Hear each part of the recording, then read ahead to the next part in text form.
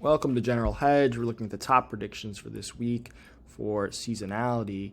So if you don't know what seasonality is, you may have heard of Santa Claus rally, sell in May and go away and all this.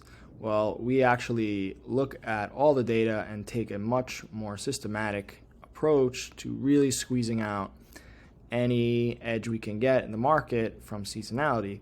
So for example, let's say we click gold here. So gold is showing up as let's look at silver since it's number one.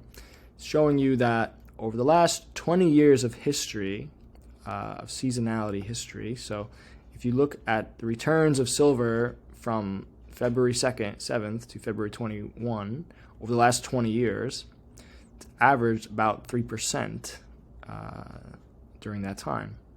And you can see closely here what it actually looked like. This curve is an average of all the curves that came over the last 20 years. In this case, it's only 18 years because the silver SLV ETF has only been around for that long. So we're looking at, if we can get any idea here. And by the way, this is defaulting to 30 days when you click it, so make sure it's the right date that you want. So this is the China ETF. Then we have GDX, which is the gold miners. So a lot of gold and silver, right? The top 5 is just silver, gold miner, gold.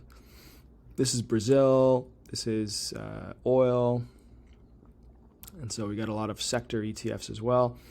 And also, if you want to short, right, we have natural gas, right? So natural gas, and yeah, this really is believe it or not, natural gas goes down a lot every year. You can see the chart here. It's because of the futures, the way that the ETF holds futures, but that's for another video. And by the way, if you're interested in the advanced mode, you can do all kinds of things, events and all kinds of every which way that you want to look at it. And if you are interested in a way of looking at something seasonally and it's not in here, you can let us know. I'd be happy to add it. So we go back.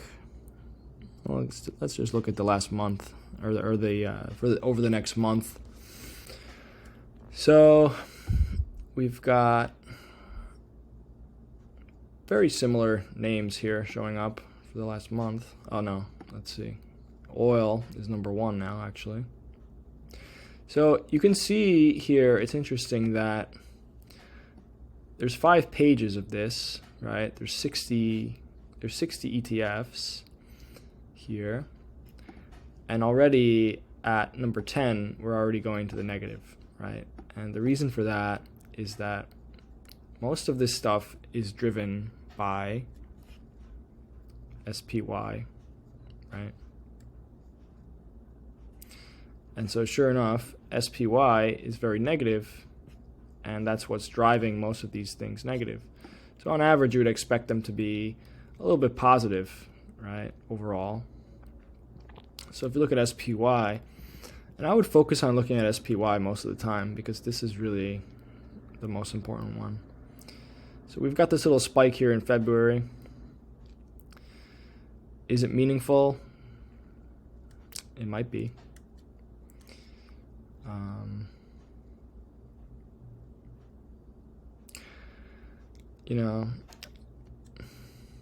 I feel like that this entire thing here is determined by people just being afraid about how much their tax bill is going to be because they haven't calculated it yet. And so they're just putting off maybe some investments until they find out exactly how much they're going to be paying in taxes. And they make their tax payment, and maybe a lot of them have figured it out by here, and then they have the certainty of their finances going forward. That's one theory about why this might be this way, but who knows? So this is 20 years. You could look at the entire history. And so, the January effect, as they say, it's not really here. 0.6% is less than the average return of the S&P. And so the best month is actually November, at least in this period. So, I think this is I use this tool myself all the time. Just if I'm looking at a trade, I see something, maybe I'm looking at just maybe for other reasons that have nothing to do with seasonality, and I'm thinking of getting into something. And I'll check the seasonality. And if the seasonality is really bad, like, for example, I don't know, if I was going to buy XLC for some reason, and then I saw this chart, I would say, you know what, maybe I won't buy it. So,